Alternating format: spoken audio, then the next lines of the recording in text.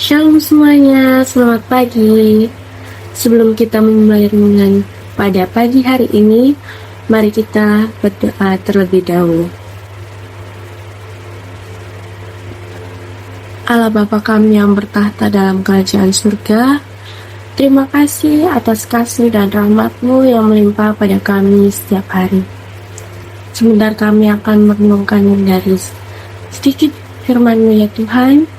Kiranya Engkau membuka hati dan pikiran kami, supaya kami dapat mengerti makna dari sabda-Mu dan menerapkannya dalam kehidupan kami sehari-hari. Di dalam nama Tuhan Yesus kami sudah berdoa. Haleluya. Amin. Hari ini saya akan membawakan renungan yang berjudul Mengeluh atau Bersyukur. Dan ayat Alkitab yang menjadi landasan pada renungan kita kali ini adalah Bilangan 21 ayat 5-8. Lalu mereka berkata-kata melawan Allah dan Musa, "Mengapa kamu memimpin kami keluar dari Mesir, supaya kami mati di padang gurun ini? Sebab di sini tidak ada roti dan tidak ada air. Dan akan makanan hambar ini kami telah muak." Lalu Tuhan menyuruh ular-ular tedung ke antara bangsa itu, yang memagut mereka sehingga banyak dari orang Israel mati.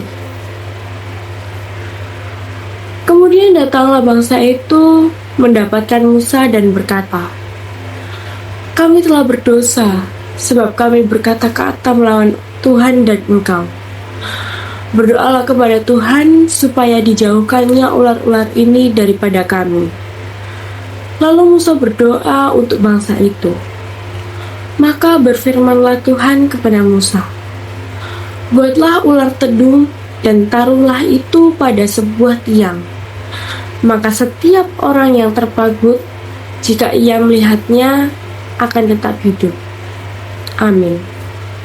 Sabda Tuhan hari ini menceritakan tentang keluhan atau protes yang dilakukan oleh bangsa Israel kepada Musa, sehingga membuat Allah murka. Lalu Tuhan mengirim banyak sekali ular-ular tedung ke bangsa Israel, sehingga banyak orang Israel yang mati. Tindakan Tuhan ini membuat orang Israel bertekuk lutut di hadapan Tuhan dan mengakui segala dosa dan kesalahan mereka. Lalu Tuhan berfirman kepada Musa, "Buatlah ular tedung dan taruhlah itu pada sebuah tiang. Maka setiap orang yang terpagut, jika ia melihatnya, ia akan tetap hidup." Dari bacaan Injil hari ini kita mengetahui bahwa keselamatan itu hanya datang daripada Tuhan. Seringkali kita mengeluh dalam kehidupan kita. Contohnya aja, waktu kita di sekolah dan waktu kita ada banyak PR, kita ngeluh, "Aduh, PR-nya kok banyak banget sih." Tapi kalau kita di sekolah terus jam kos seharian, kita juga ngeluh, bosan. Padahal Allah itu udah baik banget sama kita. Cuma kita aja yang merasa belum cukup sama semuanya yang dikasihnya itu. Mungkin sebagian dari kita cuma bersyukur kalau doa kita didengar sama Tuhan. Padahal pertanyaannya, apakah dengan mengeluh semuanya bisa selesai? Lalu apakah kita termasuk pribadi yang selalu mengeluh atau pribadi yang selalu bersyukur? Mengeluh itu memang manusiawi. Kita semua pasti pernah mengeluh, apalagi saat kita di fase yang hal itu nggak sesuai sama ekspektasi kita.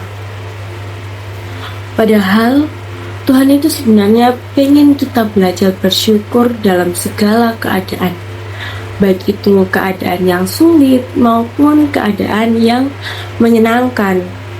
Karena saat kita memilih bersyukur, kita sedang memilih untuk percaya pada rencana Tuhan. Kita pasti tahu bahwa rencana Tuhan itu lebih besar, yang mungkin kita belum melihat rencana yang besar itu sekarang. Padahal Tuhan itu sebenarnya pengen kalau kita itu bersyukur dalam segala keadaan, baik itu keadaan yang sulit maupun keadaan yang menyenangkan. Karena di saat kita memilih untuk bersyukur, kita itu sedang memilih untuk percaya kepada rencana Tuhan yang lebih besar.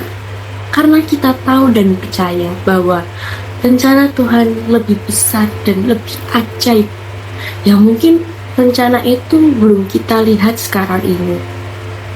Bersyukur akan selalu membawa kita lebih dekat dengan Tuhan. Sedangkan mengeluh hanya akan membuat kita kehilangan sukacita dalam perjalanan. Mari kita tutup renungan hari ini dengan berdoa.